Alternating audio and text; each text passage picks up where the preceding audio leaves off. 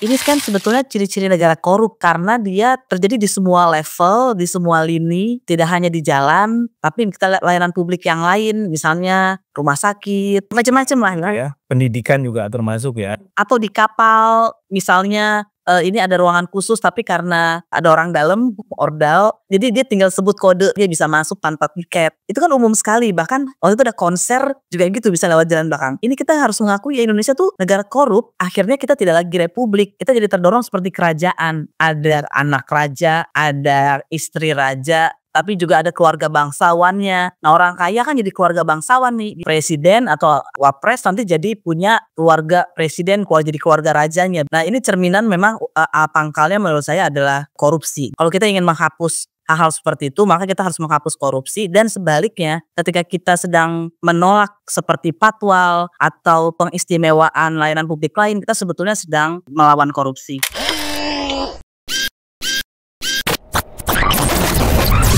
Halo sahabat integritas, jumpa lagi di kanal Satu Visi Utama program Buka Kartu.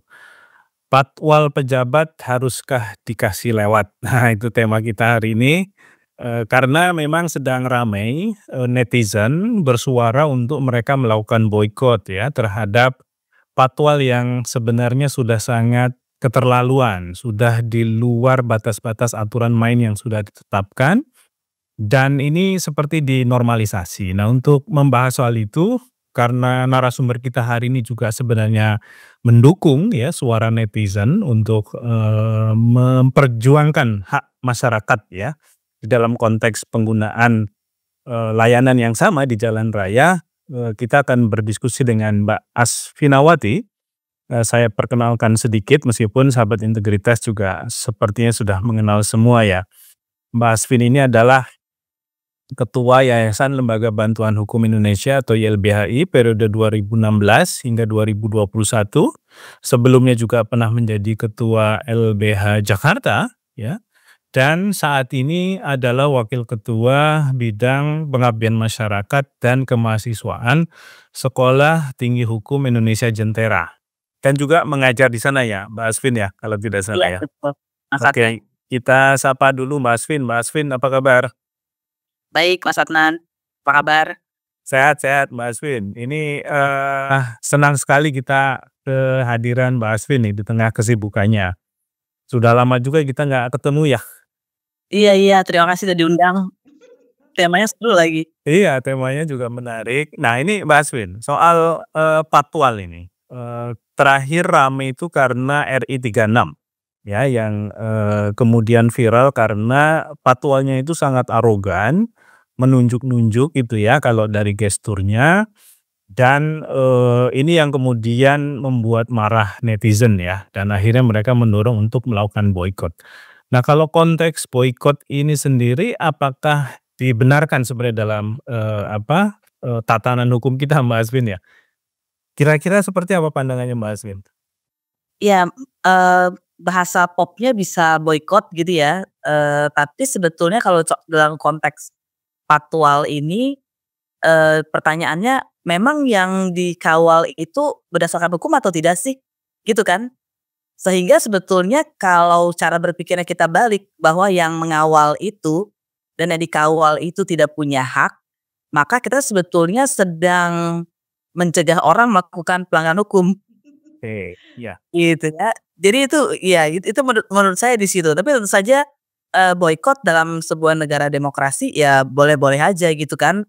Karena dia sebetulnya bagian dari menyampaikan pendapat dan juga berpartisipasi dalam pemerintahan.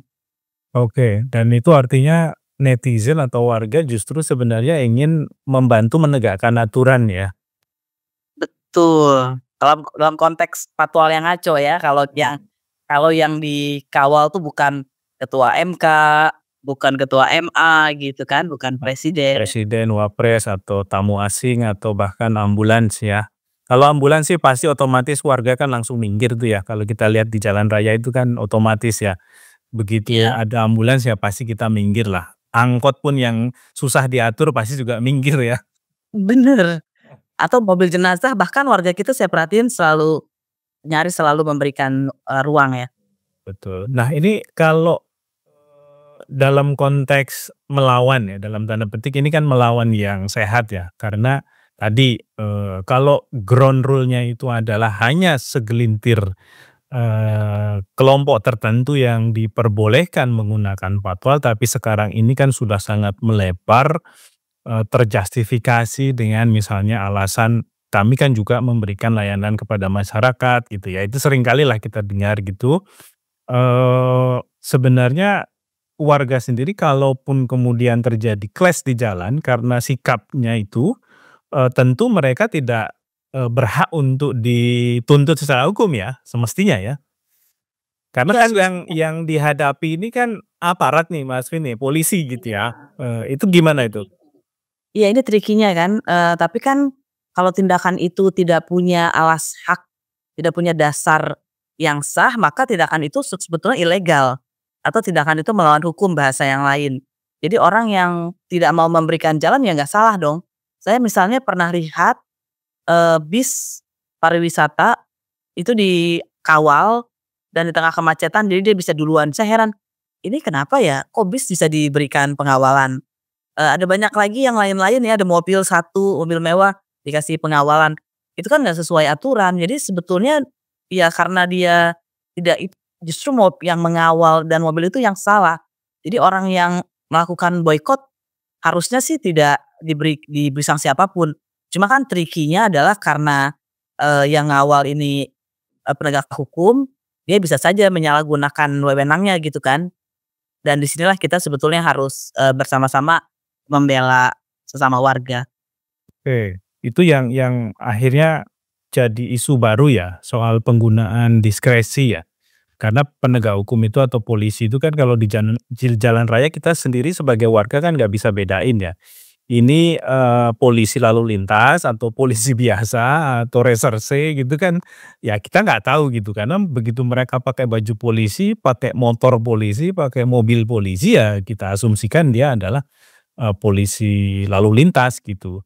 Nah kalau warga berhadapan dengan situasi seperti itu Mas Win, apa yang bisa dilakukan gitu ya?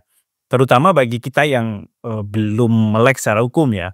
Ada beberapa warga yang mereka sangat keras menentang bahkan memvideokan gitu ya, supaya viral gitu kalau ada, penegak hukum yang arogan. Tapi bagi yang kira-kira ini masih awam, apa sih edukasi yang bisa disampaikan oleh kita gitu ya kepada warga ini? Ya, yang pertama tentu saja, soal memvideokan tadi saya pikir itu tindakan yang sangat strategis sekarang, karena itu sebetulnya menuntut pertanggungjawaban dari si polisi itu kan, karena ada rekamannya. Yang kedua sebetulnya warga juga bisa menghubungi, pengacara kalau punya atau keluarga yang, berprofesi sebagai pengacara atau LBH-LBH setempat. Dan kalau mau dibawa ke kantor polisi, tanya dulu kenapa harus dibawa ke kantor polisi, apa kesalahannya? Karena kan untuk sebetulnya membuat orang itu hanya bisa diperiksa kalau dia jadi tersangka. Sekarang kan kita lihat banyak orang ditangkap, dilepasin lagi, nggak pernah jadi tersangka, tidak pernah ada kasus di pengadilan. Itu perbuatan yang melanggar hukum itu. Karena orang ditangkap bukan untuk dihukum atau ditahan bukan untuk dihukum, tapi untuk proses hukum. Artinya kalau tidak ada ujungnya, nggak ada pengadilan ya itu pasti tindakan yang salah itu, gitu. Tapi Oke. kalau kita udah tapi pengalaman dari saya menangani, eee, banyak sekali konsultasi gitu ya, mungkin udah ratusan kalau nggak ribuan kalau dari sejak tahun 2000, saya memberikan konsultasi, itu kalau kita sudah sampai ke kantor polisi, itu nanti udah sulit lagi karena kita sendirian misalnya, nggak ada yang melihat dan lain-lain. Hmm. Oke, jadi sebisa mungkin kita sebagai warga yang berhadapan dengan situasi seperti itu memastikan bahwa tindakan polisi itu, sesuai dengan aturan main yang ada gitu ya. Ada beberapa hal yang harus kita pastikan, misalnya kalau kita oleh kita begitu ya. Jadi pertanyaan-pertanyaan kritis yang harus disampaikan ke mereka, sehingga penyalahgunaan itu bisa dihentikan atau bisa dilawan gitu. Karena sekali lagi Mas Win, kadang-kadang warga ini kalau lihat seragam, polisi, atau tentara itu kan ya, langsung merasa, apa ya, setengah kalah ini ya, setengah bersalah gitu ya. Pasti kita udah takut dulu gitu kan. Dan pengalaman saya banyak, yang kemudian ketika kita bertanya lebih lanjut pada akhirnya ya dilepas karena pasalnya nggak ada, Hmm. gitu. Oke, itu hal yang penting. Nah, ini Mbak Aswin yang menarik kan tadi seperti, apa ya, apa yang dialami oleh Mbak Aswin sendiri ya, melihat ada bis yang dikawal, kemudian ada mobil-mobil pribadi yang tidak jelas juga isinya siapa itu juga dikawal, terutama kalau kita lihat di jalur puncak lah itu ya, mondar-mandir kalau hari Sabtu Minggu macet itu pasti, ramai sekali mereka. Nah, ini alasannya kan tadi, ini kami melayani masyarakat gitu. Itu bisa dijustifikasi nggak sih Mbak Asvin soal itu gitu? Karena begitu ada alasan kami melayani masyarakat mungkin kita yang awam juga mikir, "Oh iya ya benar juga mereka kan juga sebagai pelayanan Iya. masyarakat," gitu. Mungkin penting juga nih Mas Adnan telepon polisi, "Tolong dong saya dikawal, saya mau ke mall, atau saya mau ngejenguk orang sakit, atau orang miskin, tanya, 'Saya bisa nggak dikawal?' Dan saya yakin pasti ditolak," gitu ya. Karena ada teman saya cerita, ya bosnya dikawal setelah membayar berapa juta, dia dia dalam arti, "Oh ternyata bisa ya begitu ya," dan itu cukup mahal, dan artinya pengawalan-pengawalan itu sebetulnya duit. Dan hal itu kan sebetulnya sudah membeda-bedakan warga negara atau orang kan. Iya. Kalau kita punya duit kita dikawal, kita nggak kena macet, tapi kalau kita nggak punya uang untuk bayar, kita kena macet. Kan nggak adil itu tuh. Iya. Jadi itu sebetulnya bukan melayani masyarakat, itu melayani uang atau Oh melayani ini yang masyarakat. berduit. Bener. Berarti juga bisa kita bilang ini bagian dari fenomena privatisasi penegak hukum ya? Kalau begitu ya? Karena kan tadi yang bisa mengakses ya yang punya power gitu dalam hal ini adalah uang, money talk gitu ya, uang bicara gitu. Dan itu kan pasti kalau kita telusuri lebih jauh, mungkin tidak ada standarnya. Berapa sih aturan yang misalnya ya penjelasannya ini dari, surat edaran Kapolri, untuk pelayanan masyarakat terkait dengan patwal, harga dari jarak 1 kilo sampai 10 kilo sekian, itu kan kalau tertulis, kita bisa semua melihat dan kemudian dibayar lewat mekanisme transfer dan lain-lain, tentu itu menjadi hal yang mungkin bisa dijustifikasi dalam pengertian, ini bagian dari mekanisme pelayanan publik yang diberikan oleh kepolisian karena aturannya ada. Tapi saya sih sebagai orang yang juga sering mengamati situasi seperti itu kok ragu ya kalau kemudian ada aturan mainnya, ada standar biayanya, mekanisme pembayarannya juga jelas, dan itu nanti masuk ke penerimaan negara. Gimana Mbak? Penerimaan penerimaan negara bukan pajak ya. Iya Eee, benar. ini sebetulnya menarik nih kalau kita, lacak ada nggak ya, saya yakin sih kayaknya, sulit ditemukan itu ya. Tapi begini kan, kita tahu waktu itu pernah ada penertiban macam-macam di kepolisian termasuk, apa namanya, nomor polisi, nomor nomor apa, nomor mobil itu, dan itu juga bagian dari privatisasi. Eee, Sekarang kita dengar soal patwal, dan menurut saya sesungguhnya yang harusnya menertibkan ini adalah pemerintah itu sendiri. Jadi harusnya ada review, ada penyelidikan serius, berapa sih sebetulnya, penerimaan, dan itu kan gampang Kapolri bisa tanya aja sama, Kapolda kalau mau gitu, Kapolda bisa nanya sama Kapolres, uangnya kemana dan lain-lain. Ya meskipun ini kan karena tidak dianggap salah, saya ragu sih bisa dilakukan. Tapi kalau presiden serius sebetulnya dia bisa memerintahkan hal tersebut ke bawah-bawahannya, dan dari sana kan sebetulnya kelihatan itulah jumlah privatisasi tadi, eee peran dari polisi, dan dia kemudian jadi belajar bahwa saya akan memberikan layanan yang prima kepada orang yang membayar saya. Kan harusnya dia mengurai kemacetan di jalan untuk seluruh masyarakat, bukan hanya kepada yang bayar aja kan. Ini kan dia malah menimbulkan kemacetan lagi dan mem-privilege orang. Itu menurut saya percuma aja kita bilang ada persamaan di hadapan hukum kalau nggak ada persamaan di jalan raya. Oke. Jadi persamaan kita di depan hukum antara warga biasa dan, orang kaya misalnya ya, itu sebenarnya justru bisa dilihat dari bagaimana perlakuan penegak hukum kepada kita gitu ya, sesuai dengan status sosial tadi. Ketika ada orang kaya lebih punya privilege, nggak, kalau orang kaya nggak macet, kalau orang miskin atau nggak bisa bayar itu macet gitu, itu kan berarti sudah menunjukkan, betapa hukum itu tidak berdaya gitu ya di hadapan mereka-mereka yang berduit. Nah, saya mau tanya melanjutkan hal ini Mbak Aswin. Ya, Ini kan peristiwanya sebenarnya sudah lama ya. Jadi praktek ini sudah kita bisa bilang mendarah daging. Dan dianggap sekarang ini wajar ya, normal gitu, dan akhirnya ini bisa menjadi satu, apa ya, entitas bisnis baru yang sebenarnya itu informal atau ilegal gitu ya, karena mungkin dasar hukumnya juga nggak ada.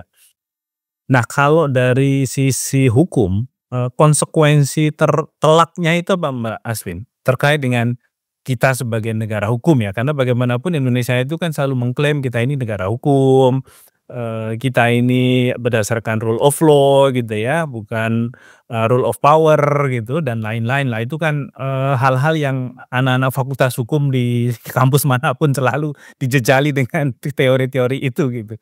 Tapi kalau prakteknya seperti itu apa sih, konsekuensi seriusnya ya terhadap, ya tadi, filosofi dasar negara kita ya sebagai negara hukum gitu?